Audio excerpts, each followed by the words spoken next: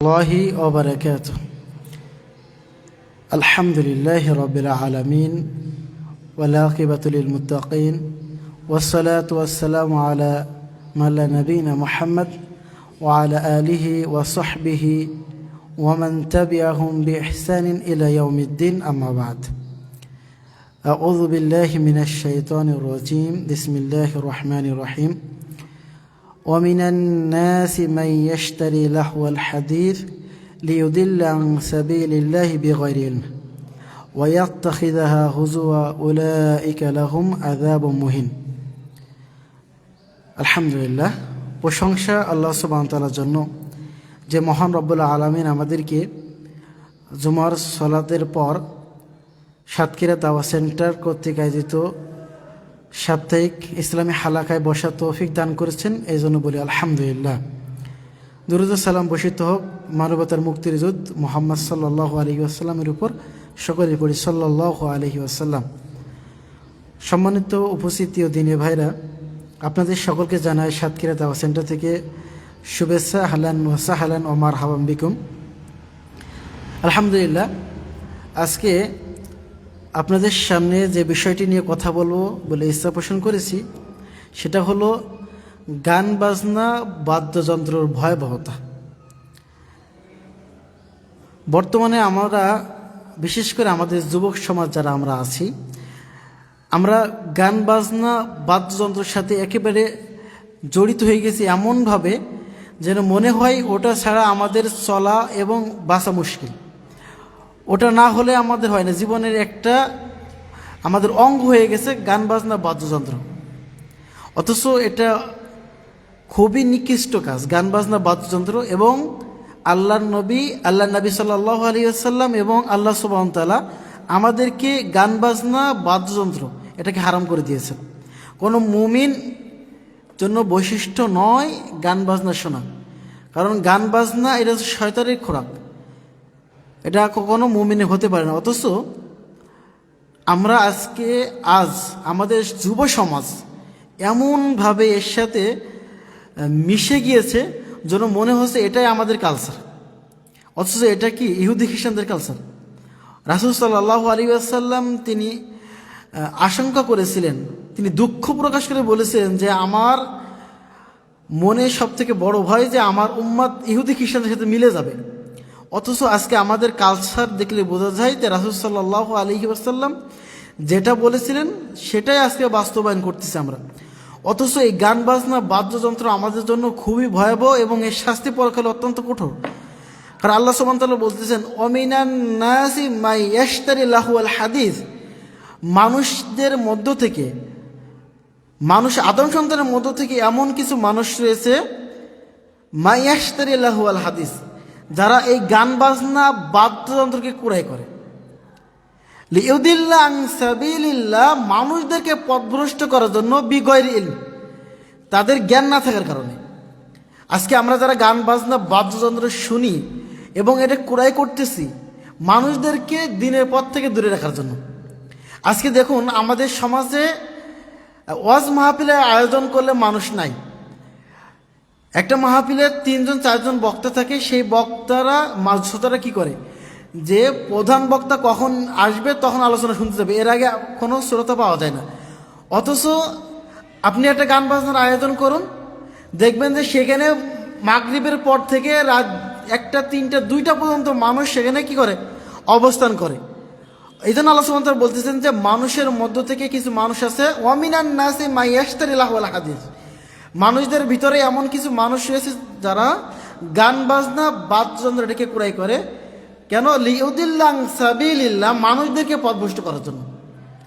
গান বাজনার আয়োজন করবেন, মানুষ ওয়াজ মাহফিলে যাবে না। গান বাজনার ব্যবস্থা করবেন, মানুষ সালাত থেকে বিরত থাকবে। আপনি খেলার আয়োজন করবেন, মানুষ এই খেলার দিকে লিপ্ত থাকবে, গান বাজনার দিকে লিপ্ত থাকবে, ইবাদত থেকে, জিকির আজকার থেকে দূরে থাকবে। আল্লাহ বলতেছেন ওয়া ইয়াত্তাখিযাহা হুজুয়া, আর যারা এটাকে গ্রহণ করবে খেলতামাশা আনন্দদায়ক হিসেবে। আমরা যারা গান বাজনা শুনি, যারা শোনে, তারা এটাকে আনন্দ মনে করে, আনন্দ ভালো লাগে, গান শুনতে ভালো লাগে বলেই তো তারা গানটা শোনে। আল্লাহ বলতেছেন ওয়া ইয়াত্তাখিযা হুজুয়া, যারা এটা আনন্দদায়কের জন্য গ্রহণ করবে উলাইকা লাহুম আযাবুম মুহিন, তাদের জন্য রয়েছে লাঞ্ছনাদায়ক অপমানদায়ক শাস্তি। কিছু কিছু পাপ রয়েছে যে পাপ করলে আপনার জন্য কঠিন শাস্তি দেওয়া হবে, জাহান্নামের শাস্তি দেওয়া হবে। আর কিছু কিছু পাপ রয়েছে যেটার জন্য অপমানজনক শাস্তি দেবে। দুটাই তো শাস্তি, একটা হচ্ছে অপমানজনক আর হচ্ছে কি লাঞ্ছনা দেয়, কষ্ট দেবে।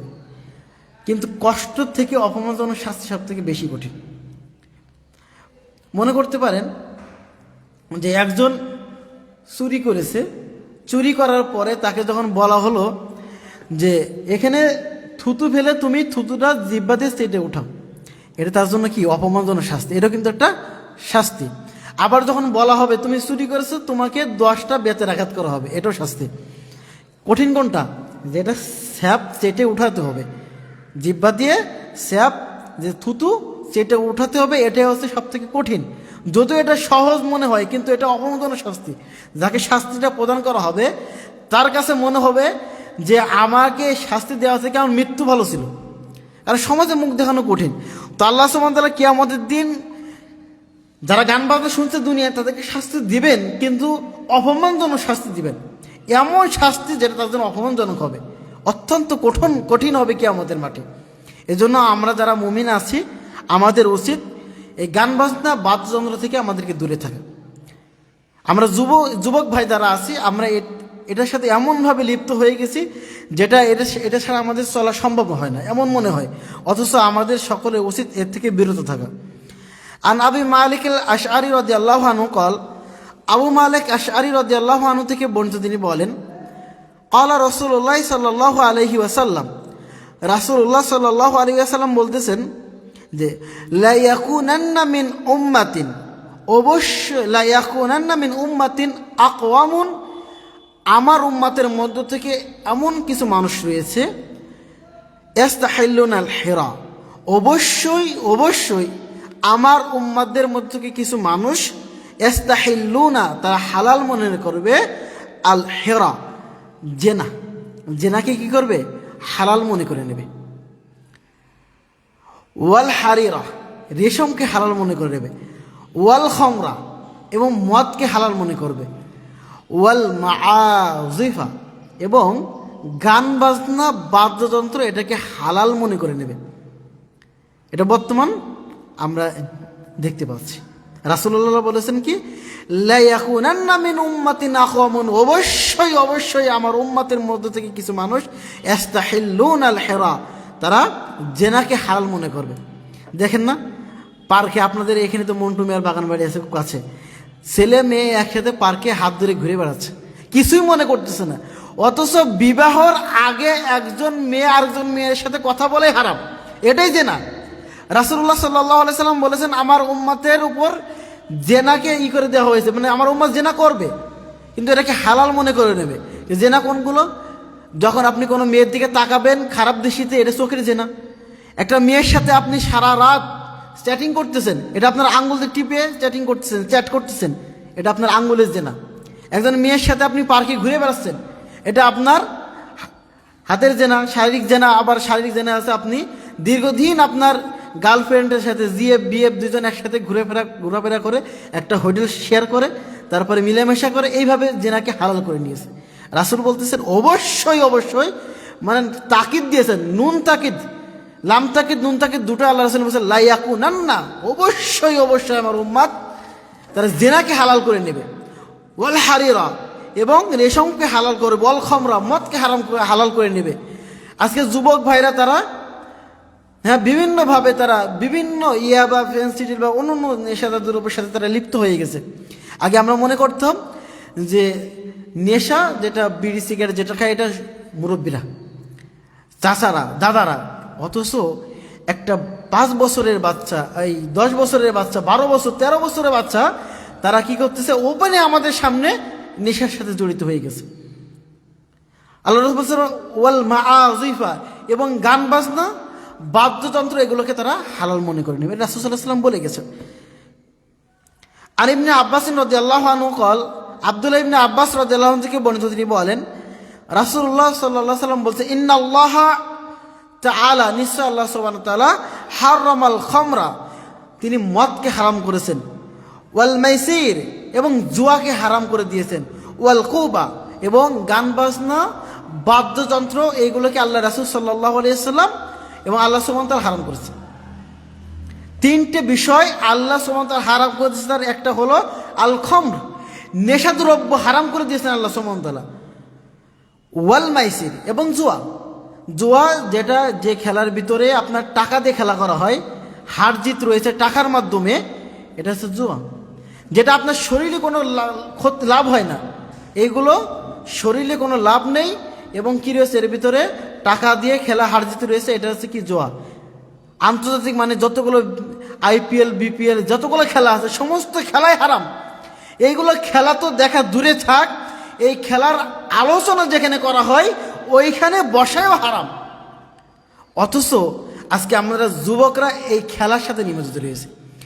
আইপিএল বিপিএল আরও যতগুলো খেলা আছে এইগুলো খেলা আমরা এমন পর্যায়ে নিয়ে চলে গেছি যে এক টেবিলে খাবার টেবিলে বাপ এবং সন্তান দুইজন খেলা নিয়ে খাবার টেবিলে মারামারি গিয়েছে, ভাই ভাই দ্বন্দ্ব লেগে বাড়ি ভাগ হয়ে গেছে এই খেলাকে নিয়ে। কোথায় আর্জেন্টিনা, কোথায় ব্রাজিল, এদের খেলা নিয়ে আজকে আমার বাংলাদেশের যুবকরা মারামারি করতেছে।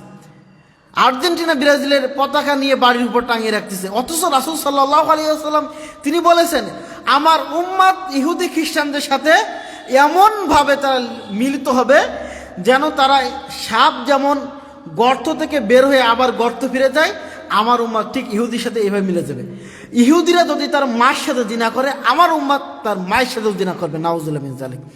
তাহলে দেখুন রাসূল সাল্লাল্লাহু আলাইহি ওয়াসাল্লাম কতটা আক্ষেপ নিয়ে, কতটা কষ্ট নিয়ে কথা বলেছেন যে আমি মুহাম্মদ সাল্লাল্লাহু আলাইহি ওয়াসাল্লাম, আমার উম্মাত উম্মাতে মুহাম্মাদি, নিজেকে মুহাম্মদ সাল্লাল্লাহু আলাইহি ওয়াসাল্লাম উম্মাত হিসেবে দাবি করবে, কিন্তু তার কালচার, তার বৈশিষ্ট্য, তার আদর্শ ধারণ করবে ইহুদি খ্রিস্টানদের।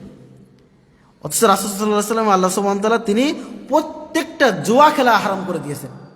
আজকে আমাদের যুবকরা ঘন্টার পর ঘন্টা টিভির সামনে বিপিএল আইপিএল খেলা দেখতেছে, অথচ মাগরিবের আসরে ইশার আজান হয়ে যাচ্ছে, খবর নাই। আজকে গান বাজনার সাথে তারা লিপ্ত, বিভিন্ন জায়গায় গানের আয়োজন করতেছে, সেখানে তারা ঘন্টার পরে ঘন্টা তারা সময় পার করতেছে। অথচ এটা কখনো কোনো মুমিনের খোরাক হতে পারে না, কোনো মুমিনের খোরাক গান বাজনা হতে পারে না। মুমিনের খোরাক হবে কোরআন। আল্লাহ বলছে, ইন্নামাল মুমিনুনা আল্লাযীনা ইযা যুকিরাল্লাহ ওয়াজিলাত কুলুবুহুম। মুমিনের কলবের অন্তরে খোরাক হলো কোরআন তেলাওয়াত, আল্লাহ জিকির, সালাত, তাসবিহ, তাহলিল, এইগুলো হচ্ছে মুমিনের খোরাক। অথচ আমরা মুমিনরা গান বাজনা আমাদের মনে খোরাক করে নিয়েছি। এমনকি আপনারা এটা জানেন এবং অবাক হবেন, বিষয়টা হলো বর্তমানে কিছু ইসলামিক গান আছে, কিছু ইসলামিক গান দিয়ে সেই গানগুলো হয়েছে কি প্রথমে হিন্দি গান থেকে বাংলা গান, বাংলা গান থেকে এখন হয়েছে কি ইসলামী গান। ইসলামিক গান কখনো ইসলামী গান হতে পারে না। যে গানের ভিতরে আল্লাহ এবং তার রাসূলের প্রশংসা নেই সে গান কখনো ইসলামী গান হতে পারে না।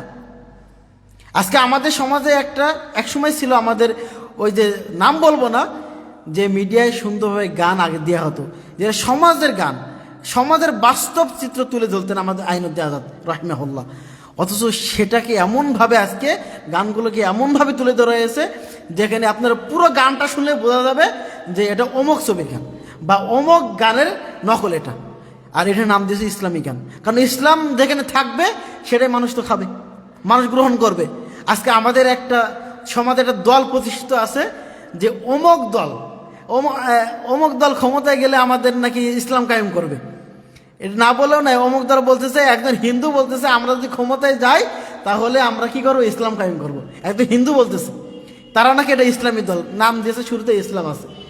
অথচ যেমনিভাবে নীল নদের পানি নীল নয়, ঠিক তেমনিভাবে যেগুলো গানগুলোকে ইসলামী গান বলে চালানো হচ্ছে, এটা একটাও ইসলামী গান না।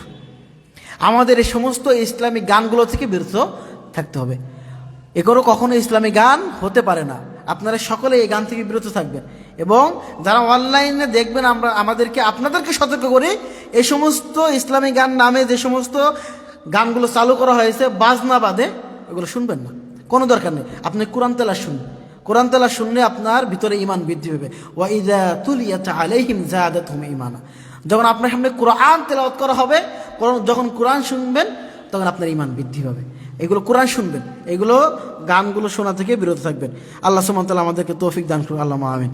সম্মানিত সমবেত মুসলিম দিনী ভাইরা, রাসূলুল্লাহ সাল্লাল্লাহু আলাইহি ওয়াসাল্লাম এবং সাহাবীদের বৈশিষ্ট্য ছিল গান বাজনা বাদ্যযন্ত্র থেকে বিরত থাকা। ওমর রাদিয়াল্লাহু আনহু তিনি একবার, নাফে রাদিয়াল্লাহু আনহু বলেন যে একদা আমি আব্দুল্লাহ ইবনে ওমর তিনি এমন ছিলেন যে রাসূলুল্লাহ সাল্লাল্লাহু আলাইহি ওয়াসাল্লামের প্রত্যেকটা সুন্নাত তিনি অনুসরণ করতে থাকতেন, প্রত্যেকটা সুন্নাত। রাসূল সাল্লাল্লাহু আলাইহি ওয়াসাল্লাম বাজারে যেভাবে হেঁটে যেতেন তিনি ঠিক সেভাবে বাজারে যাওয়ার চেষ্টা করতেন।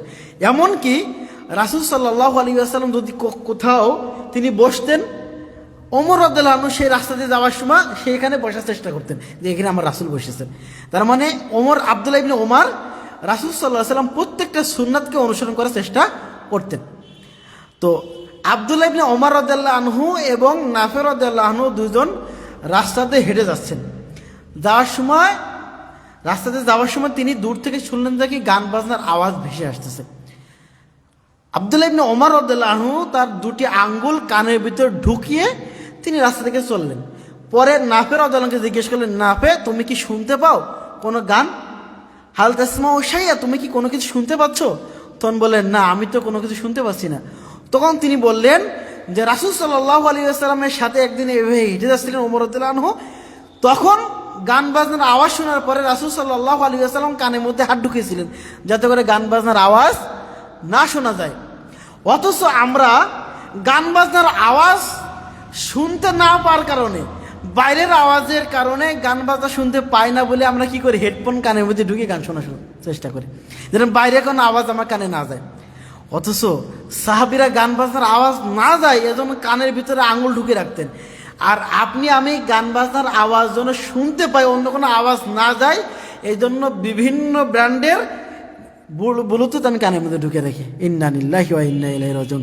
দেখুন তাহলে আমাদের যুব সমাজটা কোন দিকে চলে গিয়েছে, আজকে এই গান বাজনার সাথে আপনার লিপ্ত হয়ে গেছে। অথচ এটা কোনো মুমিনের বৈশিষ্ট্য নয়, কোনো মুমিন কখনো গান বাজনা শুনতে পারে না। রাসূলুল্লাহ সাল্লাল্লাহু আলাইহি ওয়াসাল্লাম বলে গেছেন, যদি আমরা এই গান বাজনা শুনি, বাদ্যযন্ত্রের সাথে লিপ্ত হই, তাহলে আমাদের উপর বালা মুসিবত আসবে।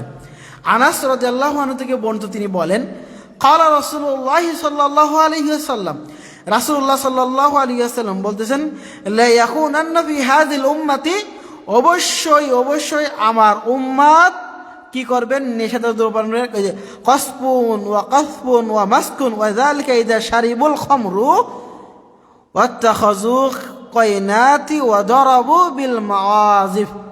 রাসূল বলতেছেন যে যখন আমার উম্মাত নেশাদ্রব্য পান করবে, গায়িকাদের নিয়ে গান বাজনা লিপ্ত হবে এবং বাদ্যযন্ত্র নিয়ে ব্যস্ত থাকবে, তখন তিনটি ভয়াবহ বিপদ তাদের উপর নেমে আসবে।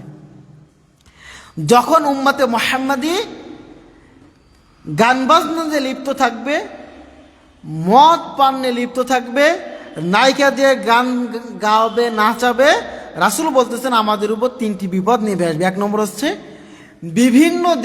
বিভিন্ন এলাকায় ভূমি দূষণ হবে, ভূমি ধসে যাবে।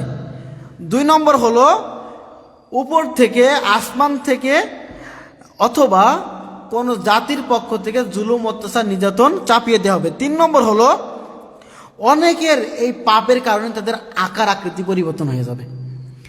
তাহলে 3টি পাপের কারণে 3টি শাস্তি আসবে। 1 নম্বর হলো যদি আমরা নেশাদার দ্রব্য পান করি, 2 নম্বর হলো গায়িকাদের নাচ গান করাই, 3 নম্বর হলো বাদ্যযন্ত্র নিয়ে ব্যস্ত থাকি।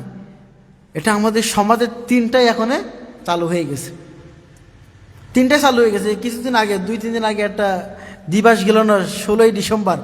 এই দিবসে যে পরিমাণ গান বাজনা বাদ্যযন্ত্র বাজানো হয়েছে, যে পরিমাণ ছেলে মেয়েদেরকে শাড়ি পরে, কাপড় পরে, পোশাক পরে যেভাবে নাচানো হয়েছে, একজন এমপি সাহেব বসে আছে, একজন মন্ত্রী বসে আছে, স্কুলের হেডমাস্টার বসে আছে, স্কুল মাদ্রাসার প্রিন্সিপাল সাহেব বসে আছে, সেখানে মেয়েরা নাচতেছে আর তিনি উপভোগ করতেছে কিভাবে মেয়েরা নাচে।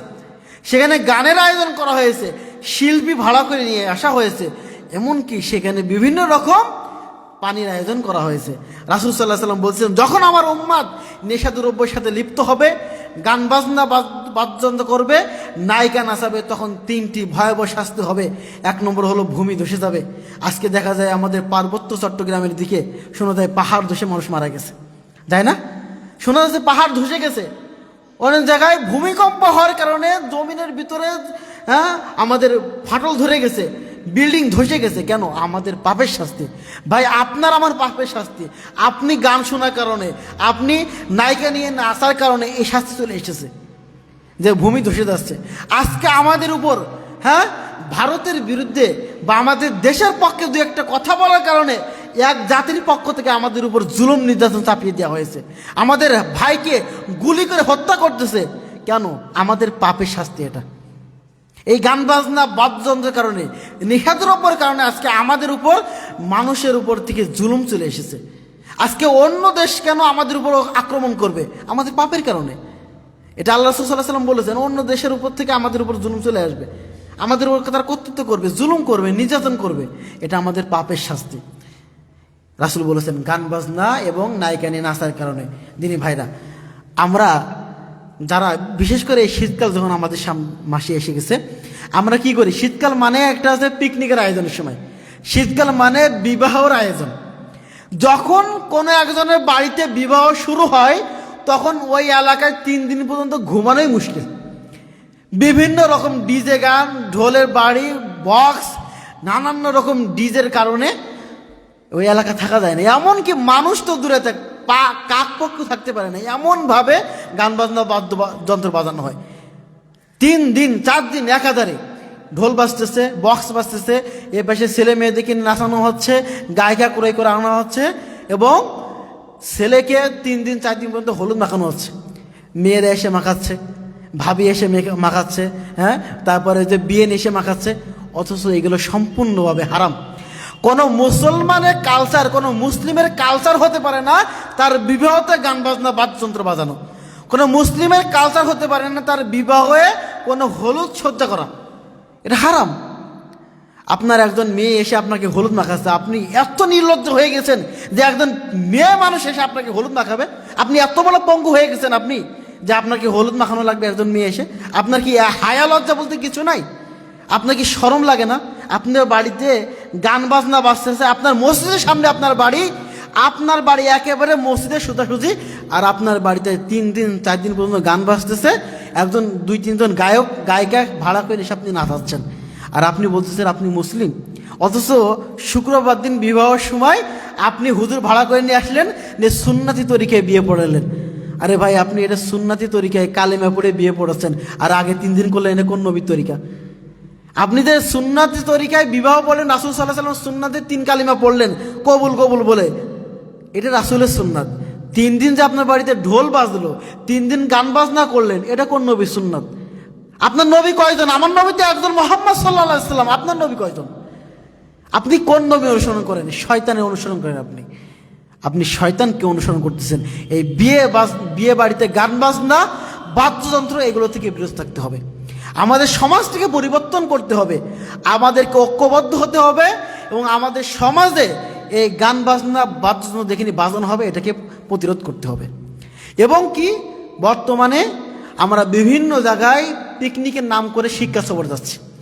শিক্ষা সফর মানেই অশ্লীল গান বাজনার আয়োজন, নাচ গানের আয়োজন থাকে। এ থেকে আমাদেরকে বিরত থাকতে হবে। আমি জাতিকে সতর্ক করতেছি, যারা আমরা এই শিক্ষা সফরের আয়োজন করি, আমরা এই যে গান বাজনা বাদ্যযন্ত্র আমাদের বাসে বাজতে থাকে, এবং ছেলেরা কি করে মাঠের ভিতরে একটা মুরগি কিনে অথবা একটা হাঁস কিনে নিয়ে যায়, পিকনিক করে রাত 12টা 1টা পর্যন্ত ঢোল বাজতে থাকে। এটা সম্পূর্ণ হারাম কাজ। এটা আমাদেরকে বিরত থাকতে হবে। আমাদের ছোট ভাইদেরকে এখান থেকে ফিরিয়ে আনতে হবে। আমরা যদি তাদেরকে সতর্ক না করি, তাহলে কে সতর্ক করবে? সম্মানিত দিনী ভাইরা, আমাদেরকে এই সমস্ত পিকনিকের নাম দিয়ে অশ্লীল খারাপ কাজ থেকে আমাদের বিরত থাকতে হবে।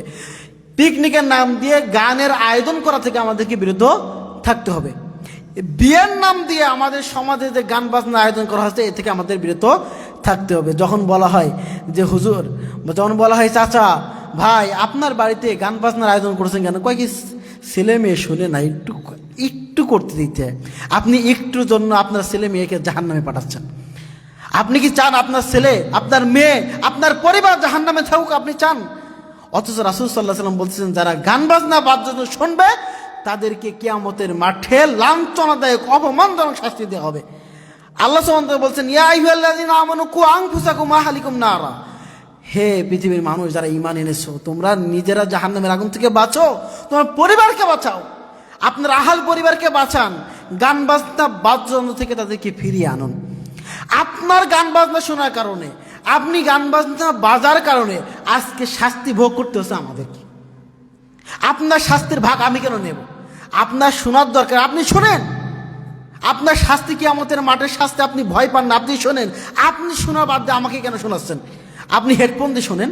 আপনি কেন বক্স ভাড়া করে নিয়ে এসে 2-3টা বক্স আপনি সেট করে রাখছেন? মানুষকে আপনি বিভ্রান্ত করতেছেন, জাহান্নামের পথে আপনি আহ্বান করতেছেন। আপনার বিদ্যা নাই, জ্ঞান কি নাই আপনার?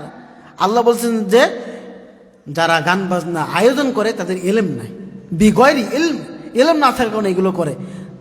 এগুলো কেন করবেন আপনারা? আপনারা তো শিক্ষিত সমাজ, আপনাদের তো কোরআন হাদিসের জ্ঞান আছে।